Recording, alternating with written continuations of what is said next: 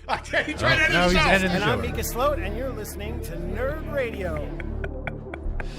You're listening to Nerd Radio, wherever you get your podcast, as part of the B-Pod Studios Network and all over social media. Yeah. Nerd Radio 101. Yeah. I'm so angry. Yeah. So pissed off.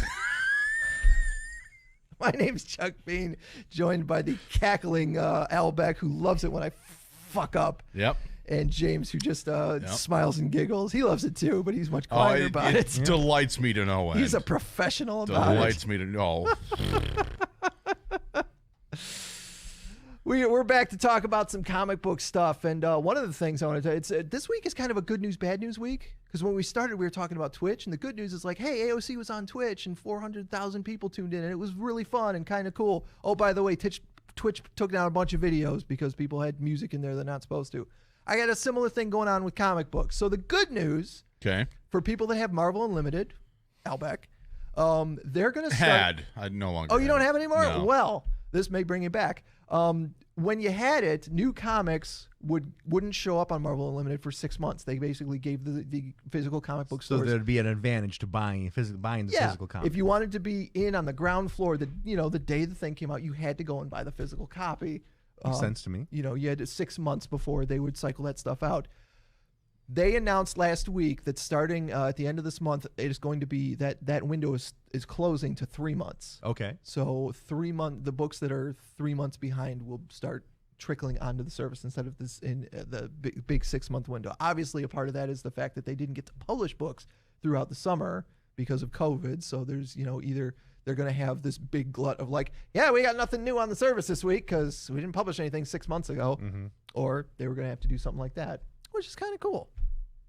On the bad news side of it, where's the yang to this yin? Well, on the bad news side of it is over at DC Comics, who have been on fire respectively over the last couple. Yeah. They've got the Joker War, which has been selling like gangbusters, the Dark Knight's Death Metal, and the Three Jokers, all doing great business. But we talked about back when COVID hit that they abandoned Diamond as a distributor and then went with these two other distributors who also secretly are online comic book sellers, which was kind of I remember that. Yeah. Which a lot of comic book stores were like, I don't know about this because that's almost our direct competition.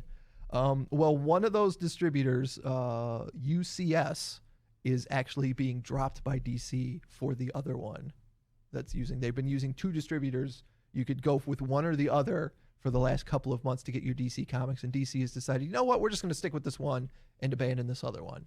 So for comic book stores like our local store that signed up with UCS, now they have to sign up with the other one, which is a huge pain in the ass. So that sounds like a major disadvantage to be a comic store owner. Yeah, it's a Do you have pain to in the pay butt. subscription fees? Is there a startup cost to be a part of the program to get the comics delivered and be able to order? Well, here's the other thing, and this was a thing that initially I was like, well, this is a bunch of BS, is that they announced through this new distributor that if you do not meet the minimum for orders every month, you can't order anything.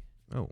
And the minimum for orders is $500, which is about $125 a week worth of comics that you have to make sure you're ordering as a store from this distributor in DC. Now, if that initially I was like, man, if that was all comics all over every publisher, then yeah, I easily order $125 worth of books. But this is just DC Comics. Wow. Just $125 DC Comics. And like I just said, they do have a bunch of hits right now. So you're going to be ordering 100 copies of Detective because there's a big thing going on in Batman right now. Okay. But then what happens when these events are over? Yeah. And I can't meet my 125. Like, do I have to order 10 extra copies of The Flash I know I'm not going to sell just to make minimum? But I did talk to the owner of the local comic book store that me and Al get his comics from, and he's like, that minimum is so easy to hit.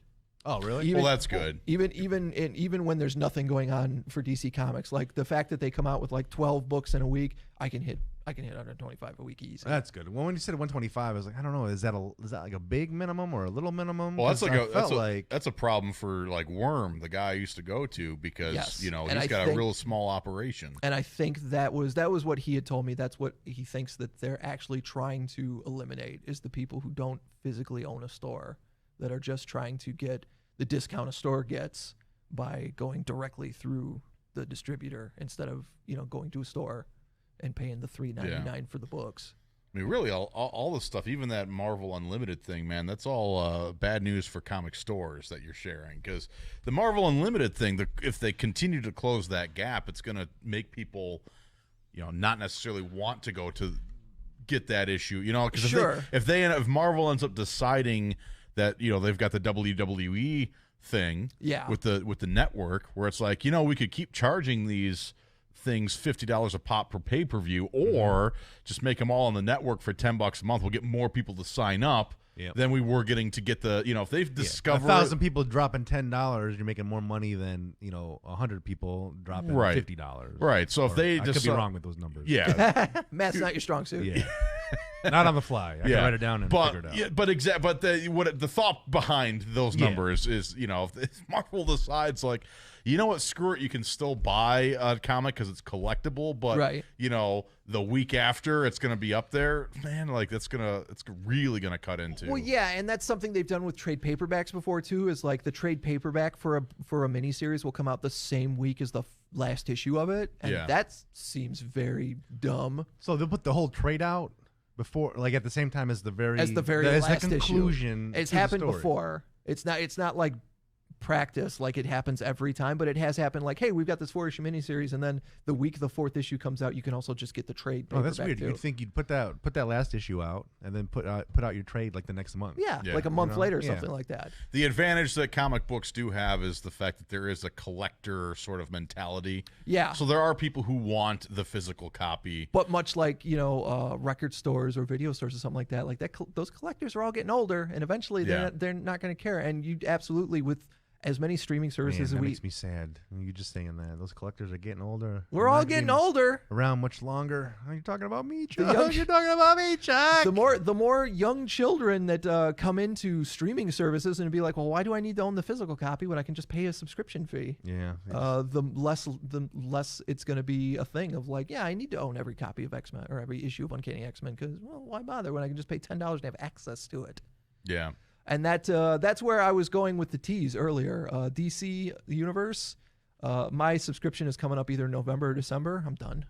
Oh, yeah. I'm done. I've had it I've had it for a year. They've already, like a vulture, picked the bones of it for HBO Max and put the Harley Quinn cartoon and Doom Patrol and everything over on HBO Max. So the only thing that's left on there is the comics, and I'm not reading them. I've had access for a year to the comics, and I've maybe read under 100 comics on there. I read Grant Morrison's run on Batman because I wanted to see. I wanted to see if it was any good. It was that there was. Well, I would only. Oh, he's okay. I didn't know if he was actually hurt or if he was reacting to you reading I was Grant Morrison's Batman. I was actually hurt. Oh, wow. By a reaction to Grant Morrison. Oh, okay. Right. My reaction to Grant Morrison physically hurt me. There was Alan Moore's run of Swamp Thing is on there, so I'm like, all right, let me see. The Watchmen guy. If I liked it, yeah, the Watchmen guy. How did he do with Swamp Thing? Real good. Yeah. I think that was initially what he was known for. Really? Is they gave him Swamp Thing because nobody knew I think there was like a trauma movie for Swamp Thing, but there was it was a character no one was doing anything with, and he turned it into something important. And they're like, oh well, why don't you do a Superman story? Why don't you do a Batman story? Why don't you take these characters that we're not using that we got from a company in the 30s and I don't know, just make this Watchmen thing. And it worked. Some business, yeah, and it absolutely worked. Speaking of Watchmen, there's a Rorschach miniseries right now, following the one from the Doomsday Clock mini that just happened. It's written by Tom King. Okay, who's doing Batman and stuff. Yeah, I haven't read it yet, but it's sitting in my box of comics I need to get. I limit myself to $20 a week. Yeah, you got to live on a budget, man. Yeah, I get it. And when they're coming out with 3 X-Men books a week that are part of this crossover, then they're first in line. That's where your $20 That's where my $20 is going. That's what I spend on Taco Bell a week. I'm like, I got only $20 at Taco Bell. I did bring some comics to talk about, though, all from IDW. One of which I got Al the first issue of because I thought it would be something. It's not something you asked for, but I thought it would be something you're into. There's a new Lock and Key miniseries. Oh, cool. There was the show that was on Netflix. Yep. A couple that was based on the cool comic, and it's called In Pale Battalions Go, and it's set forth. I've got the second issue here, but it's set during World War II. Whoever the descendant of the Locke family is, he's a young man that wants to go off to war, but he's underage. So he uses the Anywhere key, which lets you opens doors to anywhere, to go over to World War II and put on a uniform, and then uses the Crown of Shadows to fight Nazis. Well, now the Go Anywhere key, Do you have to physically be in that location, or could you just see a picture and open the door? That was the one. I forgot how that worked. From what I remember from the book, what you had to do, all you had to do was visualize where you wanted that door to open to. Oh, okay. And it would open as long as you could visualize it. I wonder what would happen. So if I showed you a photo of my apartment, now you can see it and visualize I can then open it up like a door. You could literally close your eyes and go, I want to go to Al's apartment, and open it up, and it would take you there. Okay. Because I'm like, it's going to be boring, guys. It's going to be real boring. I just want to meet your new cat. Yeah. The water cat. The water cat, yeah. It cracks me up every weekend when you share cat photos. I have to show them to Amy. I'm like, look, Al's becoming a cat dad. He's the cat daddy. Sharing cat photos. She's my evil, horrible little kitty that I... They are little gremlins sometimes. Absolutely little gremlins. But the other books I wanted to bring up is the fact that Transformers has had some pretty spectacular crossovers this year. Have they? There's actually, so the first one, which just wrapped up. Pretty spectacular Transformers. No, I'm taking my headphones out. I can't hear this anymore. Oh, wait, with Terminator. Okay, put them back in. They're crossing over with Terminator. I'm interested. Right. The first one that just wrapped up was Transformers Terminator. Okay. Which is pretty spectacular. Watching the Terminator, which is human sized, fight a bunch of giant robots. So, the only thing is Sarah Connor looks like an 80s metal guy. Yeah, a little bit. Hold it up a little higher. I got to see that. Oh, yeah, all right. But yeah, they just wrapped it up and left it open for a second. Eddie Van Halen on the cover of that Transformers Terminator? Yeah, maybe. I don't know. There was an Eddie Van Halen reference. One of the things that I loved about this book is that they took a couple of the Transformers and gave them like 80s car bodies. Okay. One of them was like a Pontiac Firebird. Sweet. Another one was a Trans Am. Yeah. And it got some great art. Another one which just started, which I talked to you guys about before. Oh, Back to the Future. That I was pumped about. I don't believe some of these. These are too funny. Transformers Back to the Future. So the DeLorean is a Cybertronian called Gigawatt, takes the form of the DeLorean, and this takes place after the first movie, so it's like right there in Back to the Future continuity. Marty! There's a moment where one of the cassette Transformers, Marty picks it up and says, maybe there's some Van Halen on here. And it came out the same week Eddie died. Oh. It was really rough. And the other one, which I wouldn't have expected I was going to super be into, is Transformers Meets My Little Pony. All right, I'm going to stop you right there. I sat through 3 Transformers books. First of all, we got to put a limit on how many of these stupid things you can bring in. All right, I think we got to put a serious time crunch on. It's like a preschool teacher yelling at a kid for bringing too many items for show and tell. Yeah, but My Little Pony. I don't even have the first issue because we sold out of it at the store. It's Transformers. Friendship in disguise. It is friendship in disguise. Each of the different ponies, there's 2 stories in this book, and each of the different ponies have different interactions with Autobots, and then Decepticons come in and try and do nefarious stuff, and they end up beating them. So do any of the Transformers ride any of the My Little Ponies? They do not. They're too big. I would have enjoyed seeing that. Yeah, and there's yet to be a Transformer that turns into a pony. Okay, and on the back, is there something about Goosebumps? What's on the back about Goosebumps? Yeah, there's a Goosebumps miniseries. That's the IDW people have the license to do a Goosebumps comic book, a 5-issue Goosebumps comic. I haven't seen it. I haven't checked it out. Well, keep an eye peeled for that. Yeah. Spend all of his money on Transformers. Yeah. Transformers versus My Little Pony. Peel off I don't know, maybe a Lincoln out of your 20 and grab me some Goosebumps. Grab you some Goosebumps books. Reimburse you. All right, well. And sell you the cash if you need it. Sounds good. But as always, I encourage you guys to hit up your local comic book store, hit up comicshoplocator.com, and you can find out where the closest comic book store is to you. I don't know. I've got a couple other things we could talk about. Okay, because I was going to say, I've participated in a Kickstarter that's right. for a comic that involves mercenary unicorns. What? Mercenary unicorns. Look it up on your computer right now. Warcorns, mercenary I believe is what it's unicorns. Warcorns, huh? Yeah. Who's putting it out? Source Point Press. I found the Kickstarter on their Twitter, so I think they have a hand in it. But it's independent. I don't know. I dropped enough money to get an actual physical copy. Unicorns for Hire. Yeah, dude. Check that out. Wow. So this is like a Ninja Turtles-ish kind of thing, but they're unicorns. Yeah, it looks sweet.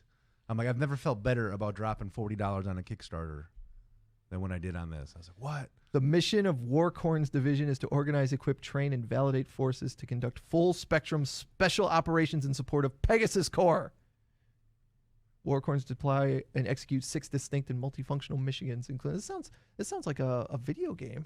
This doesn't even sound like a comic. I think it sounds awesome. It looks cool, and I just realized I think I am a $40 tier pledger. Yeah. That means I get Do you get a a Warcorns Division battle ready and always horny.